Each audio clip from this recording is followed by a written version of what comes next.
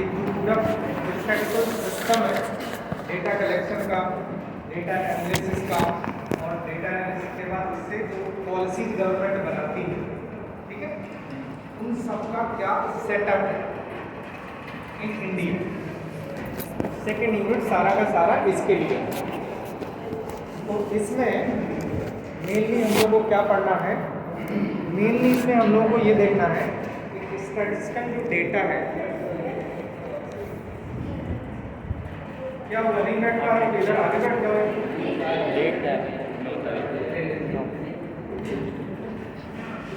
ठीक है। तो मेनली किन किन चीज़ें पे डाटा कलेक्ट होता है, ठीक है, मेजर, उसको हम लोग डिस्कस करेंगे। जैसे कि आप लोग पॉपुलेशन एक बड़ा सेगमेंट है, इंडियन पॉपुलेशंस के बारे में सर्वे या लोगों की इंफॉर्मेशन, ठीक है, इस पे मेजर डेटा कलेक्ट होता है। ऐसी एग्रीकल्चर सेक्टर है जिसमें कौन सा क्रॉप कितने एरिया में कितना प्रोडक्शन होगा, कितने लोगों को फीड कर पाएंगे, इसका रेगुलर डेटा होता है ना। तो इस तरीके से जो इम्पोर्टेंट डेटा कलेक्शन के सेगमेंट्स हैं उस पे आप लोगों को इसमें देखना है। इसी तरीके से प्रोडक्शन और प्राइस, प्रोडक्शन का मतलब इंडस्ट्री में कोई चीज़ बन रही है या इंडस्ट्रीज़ में जो फूड से पैकेजिंग हो रही है या जो सप्लाई हो रही है, लोगों तक प्रॉपर पहुंच रही है या नहीं पहुंच रहे हैं, ये सारी चीज़ों का डेटा जिस पर महंगाई डिपेंड करती है। अगर कोई चीज़ शॉर्टेज हो जाती है तो महंगाई या उस चीज़ की प्राइस बढ़ जाती है ना।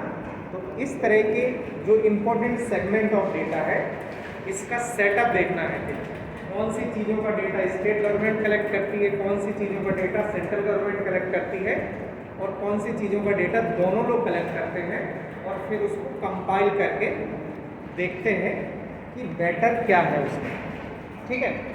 तो सेकंड यूनिट में हम लोग बात कर रहे हैं। अब ये चीज़ें होंगी, फिर ये होगा कि ये जो डेटा कलेक्ट हो रहा है ये अगर सेंट्रल गवर्नमेंट कर रही है तो सेंट्रल गवर्नमेंट के अंदर ही अलग अलग मिनिस्ट्रीज हैं, है ना। जैसे हम लोग के यहाँ ये यूनिवर्सिटी है तो वैसे इंडिया की एक गवर्नमेंट हो गई। फिर फैकल्टी ऑफ साइंस है तो वो हो गई मिनिस्ट्री ऑफ एग्रीकल्चर। फिर फैकल्टी ऑफ साइंस के अंदर स्टैटिस्टिक्स डिपार्टमेंट है। तो ऐसे ही एग्रीकल्चर मिनिस्ट्री के अंदर कई सारे छोटे छोटे डिपार्टमेंट्स हैं, ठीक है। तो इसके लिए एक डेडिकेटेड मिनिस्ट्री है स्टैटिस्टिक्स की जिसका नाम है ministry of statistics and programme implementation. ये अराउंड 1999 के पहले सेपरेट मिनिस्ट्री नहीं थी। उसके पहले जो डेटा कलेक्शन का काम होता था वो किसी दूसरी मिनिस्ट्री के उसमें जाता था। जैसे एग्रीकल्चर मिनिस्ट्री है तो वो एग्रीकल्चर वाला डेटा कलेक्ट कर लेता था।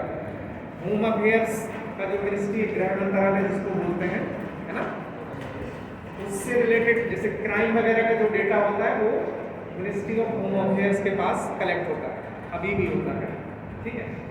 तो वहाँ से रेगुलर रिपोर्ट्स पब्लिश होती है, कोई 3 महीने पे, कोई 6 महीने पे, कोई 1 साल पे, ठीक है। तो ऐसे हर एक मिनिस्ट्री का अपना अपना रिपोर्ट पब्लिकेशन भी है रेगुलर। जो डेटा कलेक्ट होता है उसको जनरल पब्लिक को भी देखने को मिलता है, ठीक है। तो वो आप भी देख सकते हैं कि क्या सिचुएशन है करेक्ट। तो हम बात कर रहे हैं कि ये सारी चीज़ें जिन जिन सेगमेंट पे ये डेटा कलेक्ट हो रहा है इसके बारे में आपको जानना है कि कौन सी मिनिस्ट्री किस चीज़ का डेटा कलेक्ट करती है और किस मिनिस्ट्री से कौन सा पब्लिकेशन वो निकालती है, ठीक है।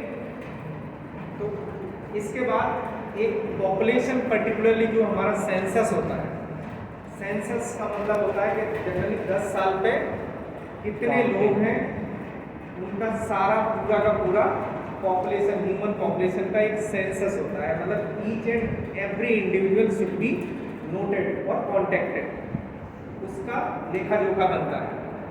वो एक पर्टिकुलर ऑफिस इसके लिए बनाया गया है जो ये पॉपुलेशन का ही काम करता है, ठीक है।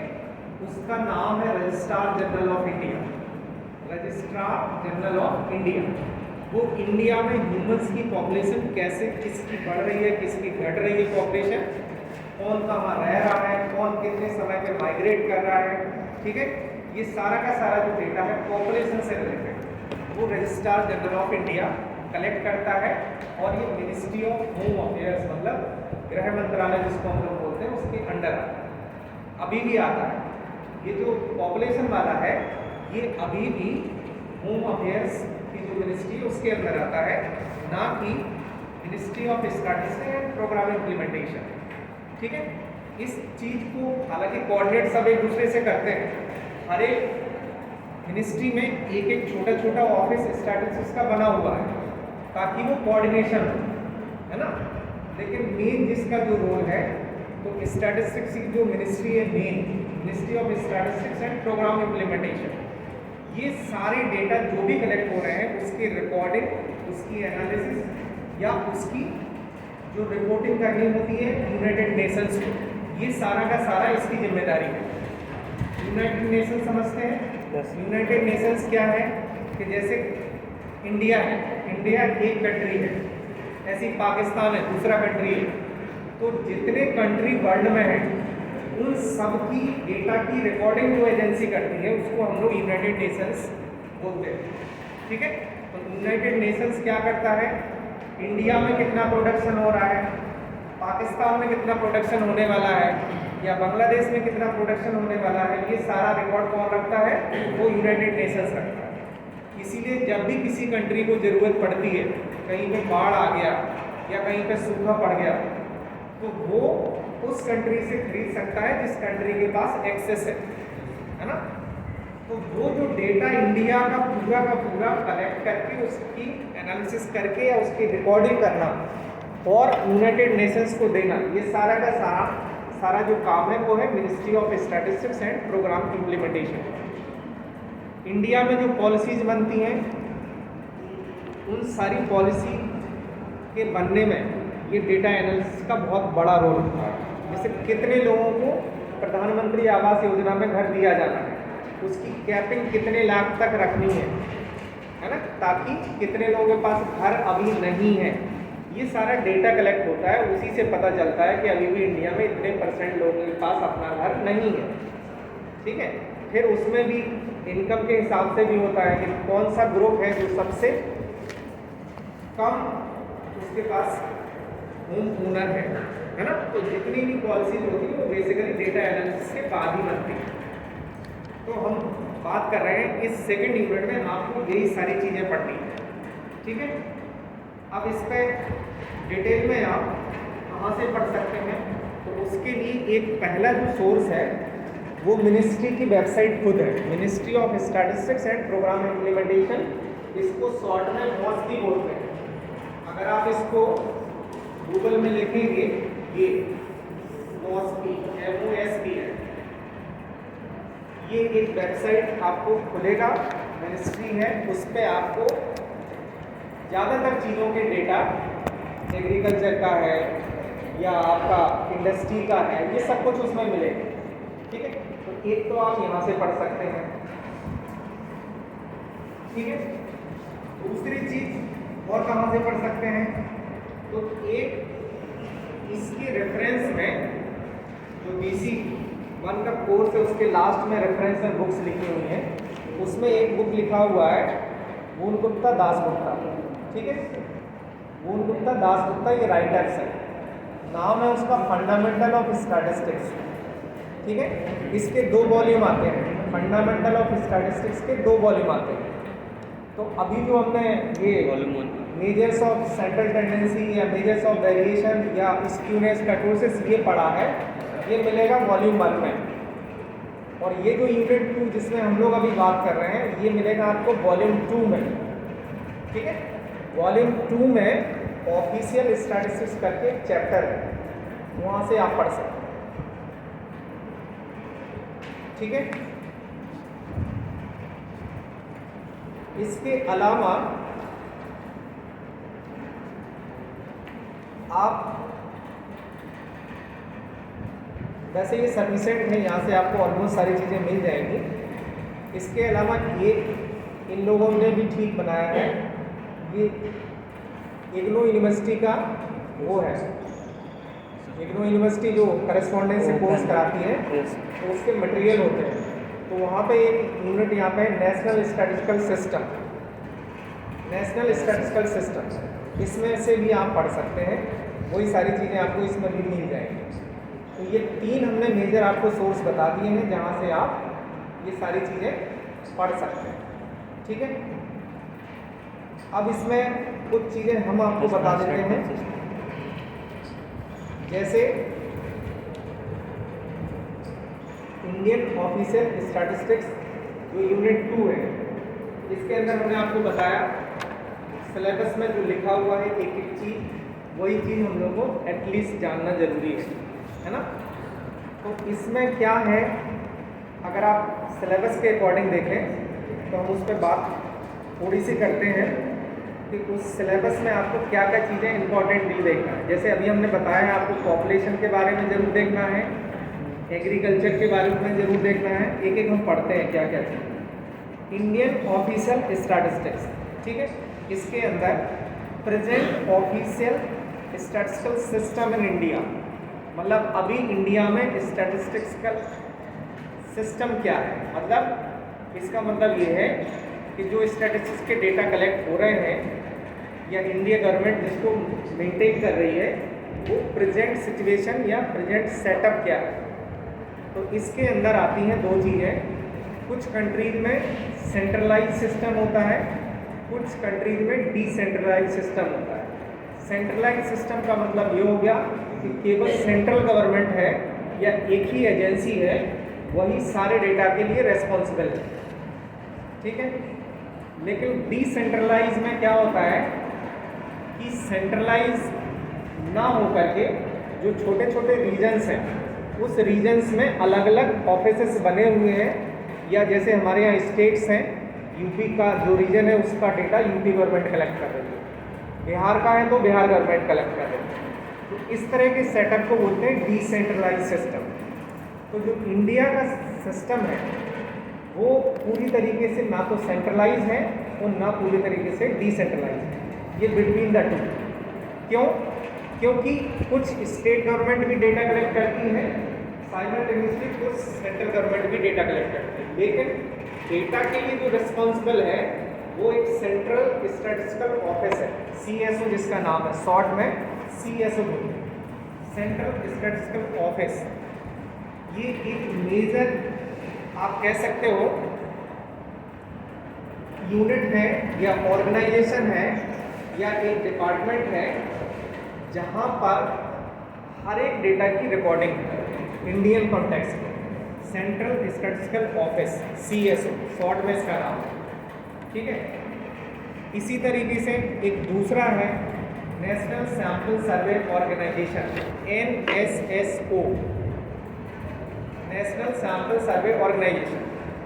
ये जितने भी लार्ज स्केल के सर्वे होते हैं जिसमें 2 साल 3 साल 4 साल का टाइम लगता है, इतना बड़ा सर्वे जो होते हैं वो सारे के सारे ये नेशनल सैंपल सर्वे ऑर्गेनाइजेशन ये करता है, ये रिस्पॉन्सिबल लेता है उसका। उसमें हेल्प भले ही स्टेट गवर्नमेंट की भी यूज़ हो या कुछ प्राइवेट ऑर्गेनाइजेशंस की भी हेल्प ली जाती है उसमें, लेकिन सारा मॉनिटरिंग कोऑर्डिनेशन कैसे होगा, कितने यूनिट्स का होगा, कितने टाइम पे होगा, ये सब डिसाइड जो करते हैं वो national sample survey organisation government of India ये करती है। ठीक है, ऐसे ही एक डायरेक्टरेट होती है स्टेट्स में, जैसे सेंटर में तो ये हो गया ministry of statistics and programme implementation, ऐसे ही स्टेट लेवल पे डायरेक्टरेट ऑफ स्टैटिस्टिक्स या डायरेक्टरेट ऑफ एग्रीकल्चरल स्टैटिस्टिक्स, इस तरह के जो सेटअप है वो स्टेट के अंदर भी होते हैं। स्टेट गवर्नमेंट के पास भी directorate of economics and statistics इस तरीके के विंग्स होते हैं जो रिलेटेड उसके लिए डेटा कलेक्ट करते रहते हैं, या लोकल लेवल पे जो डेटा की ज़रूरत होती है वो ये लोग अपना स्मॉल लेवल के सर्वे ये लोग कर देते हैं जो इनके विद इन स्टेट या विद इन रीजन की रिक्वायरमेंट के लिए। ठीक है, सेंटर वाला अपना लार्ज स्केल पे करता है, और जब लार्ज स्केल पे करता है तो इन्वॉल्वमेंट इन लोगों को भी उसमें करता है, स्टेट वालों को भी करता है। ठीक है, जैसे हम लोग नहीं देखते हैं कि इलेक्शन हो रहा है तो सेंट्रल का भी पुलिस फोर्स आता है और स्टेट का भी रहता है, तो कोऑर्डिनेशन किसका क्या काम रहेगा। बट इलेक्शन को फेयर कंडक्ट कराना ये इलेक्शन कमीशन जो है उसकी जिम्मेदारी है। ठीक है, सेंट्रल लेवल पे जो कमीशन है उसकी जिम्मेदारी है। ऐसे ही स्टैटिस्टिक्स के डेवलपमेंट के लिए स्टैटिस्टिक्स की जो प्रैक्टिसेस हैं, नई नई जो टेक्नोलॉजी आ रही है, नई नई जो रिसर्चेज हो रही हैं, उससे ग्राउंड लेवल पे सर्वे करने में या डेटा को स्टोर करने में किस तरीके से सुधार हो सकता है, इसकी रिकमेंडेशन के लिए सिमिलर टू जैसे इलेक्शन के लिए इलेक्शन कमीशन है, ऐसे इंडियन स्टैटिस्टिकल कमीशन भी है। ठीक है, इंडियन लेवल पे इसका स्टैटिस्टिकल कमीशन ऑफ इंडिया, इसके लिए ये रिस्पॉन्सिबल है। अब इसके चेयरमैन होते हैं और उसमें कुछ सदस्य होते हैं। तो इस तरीके के क्वेश्चंस आपको, चूँकि ऑब्जेक्टिव होना है ना, तो ये सारी चीज़ों के क्वेश्चंस आपको तैयार करने हैं कि जैसे CSO कब फाउंड हुआ, कब से वर्क कर रहा है, किस मिनिस्ट्री के अंदर आता है। ऐसे ही नेशनल स्टैटिस्टिकल कमीशन, ये आपका कब फाउंड हुआ, इसके चेयरमैन फर्स्ट वाले कौन से थे, करंट वाले कौन से हैं, ये सब चीज़ें आपको जानना है। ठीक है, तो यूनिट 2 में official statistical system in India related to census of population. अब पॉपुलेशन के बारे में पढ़ना है, तो पॉपुलेशन में क्या पढ़ना है कि ये जो सेंसस होता है, सेंसस पर्टिकुलरली 10 साल पे जो हर एक इंडिविजुअल को, हर एक गांव को, हर जगह को उसमें इन्वॉल्व करते हैं। ठीक है, तो उसमें कैसे कैसे प्लानिंग करी जाएगी, कैसे लोग वहाँ पे पहुँचेंगे डेटा कलेक्शन के लिए, हर एक फैमिली के पास पहुँचेंगे, है ना। तो ये जो पॉपुलेशन का सेंसस पर्टिकुलरली, ये जनरल एक पोस्ट है या एक ऑफिस कह सकते हो, रजिस्ट्रार जनरल ऑफ इंडिया, उसकी रिस्पॉन्सिबिलिटी है। And it works with the help of CSO। ठीक है, तो पॉपुलेशन के बारे में कौन कौन से मेथड यूज होते हैं, इसके लिए सेंसस में जब सेंसस करते हैं तो कौन कौन से मेथड से सेंसस किया जाता है। किसी कंट्री में दूसरा मेथड यूज किया जाता होगा, इंडिया में हो सकता है दूसरा मेथड यूज किया जाता होगा, है ना। तो ये सारी चीज़ें आपको इसमें जानना है। अब इसमें किन किन चीज़ों पे डेटा कलेक्ट पहले होता रहा है, हर बार जब सेंसस होता है तो कुछ नई चीज़ों पे डेटा कलेक्शन होना या वेरिएबल्स बढ़ जाते हैं। जैसे पहले बहुत सारा जो आप कहते हैं इलेक्ट्रॉनिक सिस्टम वगैरह नहीं था, मोबाइल्स के बारे में पहले कुछ ज़रूरत नहीं थी, बट आज उसके बारे में ज़रूरत है कि आपके फैमिली में कितने फ़ोन हैं, है ना। तो इस तरह की जो जो नई नई चीज़ें आती हैं वो उसमें सेंसस में इनकॉर्पोरेट होती चली जाती है। तो इसमें कब कौन सा मेथड अप्रोप्रिएट रहता है, ये सब चीज़ें आपको इसमें डिटेल में पॉपुलेशन वाले में जानना है। ठीक, फिर रजिस्ट्रार जनरल ऑफ इंडिया जो है, ये आपका पॉपुलेशन का सर्वे तो करता ही है, फिर इसके पब्लिकेशन क्या क्या है, बाद में ये रिपोर्ट्स में क्या क्या निकालता है ना। अब सेंसस तो हो रहा है 10 साल में, तो ऐसा तो नहीं है कि अभी की पॉपुलेशन हमको पता है फिर 10 साल बाद की ही पता चलेगी, बीच में भी तो ज़रूरत पड़ेगी ना। तो बीच में सेंसस तो होगा नहीं, तो उसमें क्या करते हैं, इंट्रापोलेशन और एक्स्ट्रापोलेशन जो मेथड आप लोग पढ़े होंगे, है ना, उसी तरीके का इसमें प्रिडिक्शन करते हैं कि अभी मान लीजिए सेंसस हुआ तो उसकी पॉपुलेशन सपोज 100 है ना, तो अब नेक्स्ट ईयर में पॉपुलेशन लगभग कितनी बढ़ के हो जाएगी, तो वो परसेंटेज के हिसाब से कैलकुलेट कर लेते हैं कि अप्रॉक्सीमेटली 100 की जगह अगली साल 105 हो जाएगी। फिर उसके 2 साल बाद कितनी हो जाएगी, है ना, तो 1010 नहीं, क्योंकि वो क्यूमुलेटिव या कंपाउंड इंटरेस्टिंग टाइप से बढ़ता है ना। तो वो थोड़ा थोड़ा बढ़ा करके वो ये देखेंगे कि 2 सेंसस जो हुए थे 2001 में और 2011 में, वहाँ भी गैप 10 साल का था, तो उसमें कैसे कैसे ग्रोथ हुई, 2001 में जो पॉपुलेशन थी उसके कंपेरिजन में 2011 में कितनी पॉपुलेशन आई, है ना। तो मान लेते हैं कि 10 साल में सपोज 20 करोड़ लोग बढ़े हैं, तो ऑन एन एवरेज 1 साल में 2 करोड़ लोग बढ़ते चले जाते हैं, ठीक है, इस तरीके से। तो ये सारा डिटेलिंग आपको जो हमने सोर्स बताया उस पर आप पढ़ें, सारी चीज़ें आपको वहाँ पे मिल जाएंगी। अब इसी तरीके से एग्रीकल्चर का भी डेटा कलेक्ट होता है। तो एग्रीकल्चर में भी आप लोग देख सकते हैं कौन कौन से क्रॉप्स कहाँ कहाँ पे किस किस स्टेट्स में मेनली पाए जाते हैं, है ना। फिर कौन कौन सा स्टेट्स है फूड ग्रेन्स में ज़्यादा प्रोडक्शन करता है ना। तो इस तरह के एग्रीकल्चर का जो आप कह सकते हैं हर जगह तो खेती होती नहीं है, मेनली तो जो प्लेन रीजन्स हैं वहीं पे खेती होती है, पहाड़ों में बहुत कम खेती होती है ना, या जहाँ बारिश ज़्यादा होती है वहाँ पे भी उस तरह की खेती नहीं होती है ना। तो इसके लिए पूरे इंडिया के जो मैप है या पूरी इंडिया की ज्योग्राफी है उसको तो 3 पार्ट में डिवाइड किया गया है, ठीक है। जहाँ पे एक सेक्शन में आप पहाड़ी एरिया ले सकते हैं जहाँ पे बहुत कम प्रोडक्शन या एग्रीकल्चर होता है। दूसरा में जो कोस्टल रीजन है, समुद्र के किनारे किनारे वाला है, वहाँ पे क्या होता है, ये साइक्लोन और ये सब बहुत ज़्यादा आते रहते हैं या वहाँ पे बारिश ज़्यादा होती है, तो इस तरह की खेती कम होती है। और तीसरा जो प्लेन एरिया है जहाँ पे हम लोग रहते हैं, ठीक है, ये सब प्लेन एरिया में आता है। इस तरीके से क्या क्या डिस्ट्रीब्यूशन है, कौन सा क्रॉप कहाँ पे ज़्यादा हो रहा है, कौन सा कम हो रहा है, ठीक है, इन सब का रिलेटेड डेटा जो है वो एग्रीकल्चर के अंदर।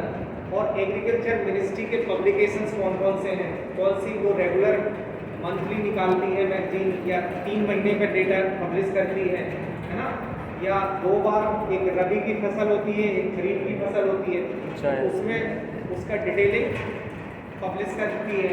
ये सारा का सारा आपको इसमें देखना है, हाँ, ठीक है। इसी के साथ नेक्स्ट जो है वो industrial production and prices. Industry जो है, इंडस्ट्रीज में भी प्रोडक्शन हो रहा है, चाहे वो मतलब खाने पीने की चीज़ें हो, या बाइक हो, या आपका कार बन रहा है, या आपके सॉफ्टवेयर में कंपनी डेस्कटॉप बना रही है, मोबाइल बना रही है, जो भी है, मतलब इंडस्ट्री से रिलेटेड जो भी प्रोडक्शन हो रहा है वो सारा का सारा, उसके लिए कौन रिस्पॉन्सिबल है, इंडस्ट्री में जो मजदूर काम करते हैं, किस इंडस्ट्री में कितने मजदूर हैं, उसके लेवल पे इंडस्ट्रीज की आपकी कैटेगराइजेशन होता है। लार्ज स्केल इंडस्ट्री एक होता है जिसका टर्नओवर मान लिया कि 100 करोड़ से ज़्यादा, तो वो लार्ज स्केल में आ गई, लार्ज स्केल इंडस्ट्री। ऐसे मीडियम स्केल इंडस्ट्री होती है, ठीक है, ऐसे स्मॉल स्केल इंडस्ट्रीज होती हैं। तो ये तो 3 कैटेगराइजेशन हो गया बेस्ड ऑन देयर टर्नओवर और उसके अकॉर्डिंग उसमें कितने लोग काम करते हैं, इसके बेसिस पे।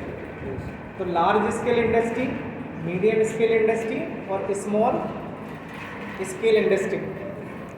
अगर आपने कभी बजट का वो सुना होगा या कभी टीवी में प्रोग्राम देखा होगा, इंडियन गवर्नमेंट का बजट जब बनता है, निकलता है ना, तो उसमें कुछ चीज़ें आपको समझ में आती होंगी, कुछ नहीं आती होंगी। तो उसमें इंडस्ट्री वगैरह का भी टैक्स कम और ज़्यादा करते हैं। जैसे एक तो लोगों की इनकम पे टैक्स लगता है तो उसको इनकम टैक्स बोलते हैं, ऐसे इंडस्ट्री से भी टैक्स गवर्नमेंट लेती है। तो वो लार्ज स्केल की इंडस्ट्रीज हैं, उनकी टैक्सिंग अलग है, मीडियम और स्मॉल लेवल का एक ब्रैकेट अलग होता है। और ये सब तो जो गवर्नमेंट के पास रिकॉर्ड है, रजिस्ट्रेशन है जिस कंपनी का, इन सबको बोलते हैं ऑर्गेनाइज्ड सेक्टर। ऑर्गेनाइज्ड सेक्टर का मतलब जिसका रजिस्ट्रेशन है और उसके अंदर कितने एम्प्लॉय काम कर रहे हैं, उस क्या चीज़ बनाती है, कितना टर्नओवर है, ठीक है, ये डिटेलिंग जब मालूम है उसको हम लोग बोलते हैं ऑर्गेनाइज्ड सेक्टर। इसके अलावा एक बहुत बड़ा सेक्टर है जो अनऑर्गेनाइज्ड सेक्टर है। अनऑर्गेनाइज्ड सेक्टर, उसके बारे में बहुत कम डेटा हमारे पास है या रियल सिचुएशन अभी भी नहीं पता। जैसे एग्रीकल्चर में जो वर्कर काम करते हैं या जो कंस्ट्रक्शन साइट पे वर्कर काम करते हैं, है ना, तो वो डेली कमाते हैं, डेली खाते हैं। कोई वर्कर आज यहाँ आएगा, कल दूसरी जगह चला जाएगा, उसका कोई फिक्स इनकम भी नहीं है, ये भी नहीं है कि वो कितने दिन तक वहाँ काम करेगा, तो इसकी कोई रिकॉर्डिंग नहीं रहती एज सच। इस तरह के केसेस को हम लोग बोलते हैं अनऑर्गेनाइज सेक्टर। तो इंडस्ट्री के केस में लार्ज स्केल इंडस्ट्री, मीडियम और स्मॉल, ये सब आ गए ऑर्गेनाइज सेक्टर में, जिसके पास उसकी रिकॉर्डिंग है, number of employ, turnover, profit and loss, ये सारे के सारे डेटा उसके पास रहता है। दूसरा अनऑर्गेनाइज्ड है, उसका कुछ भी रिकॉर्डिंग डायरेक्टली गवर्नमेंट के पास नहीं होता है। कोई छोटा सा अपने गांव में 4-5 लोगों का ग्रुप सिलाई वलाई का जो काम होता है ना, उसको शुरू कर दिया है, तो कहने को आप कह सकते हो कि वो भी एक अपना बिजनेसमैन है, लेकिन उसका कोई रजिस्ट्रेशन एज सच नहीं है ना। हाँ, फार्मिंग में भी वही है, बड़े फार्म जो रजिस्ट्रेशन कराते हैं वो ऑर्गेनाइज में आएंगे, और जो रजिस्ट्रेशन नहीं कराते हैं, ऐसे तो जो आप देखते होंगे रोड पे दुकानें लगाते हैं, है ना, उनका कोई रजिस्ट्रेशन नहीं है ना, ठेला लगा के अपना दिन भर कमाते हैं, शाम को घर चले जाते हैं। लेकिन जो प्रॉपर दुकानें हैं उसमें उनके रजिस्ट्रेशंस हैं, उनकी वैलिडिटी है, उनकी क्या चीज़ बेच रहे हैं वो भी पता है ना। तो वो सारा ऑर्गेनाइज्ड और अनऑर्गेनाइज्ड में आप इसको डिवाइड कर सकते हैं। ये हो गया। तो इस तरीके से जो इंडस्ट्रियल प्रोडक्शन है उसी के साथ प्राइस लिंक होती है, जैसे प्रोडक्शन के साथ प्राइस हमेशा लिंक रहती है। तो इसमें प्राइसिंग के क्या क्या मेथड हैं, या महंगाई वगैरह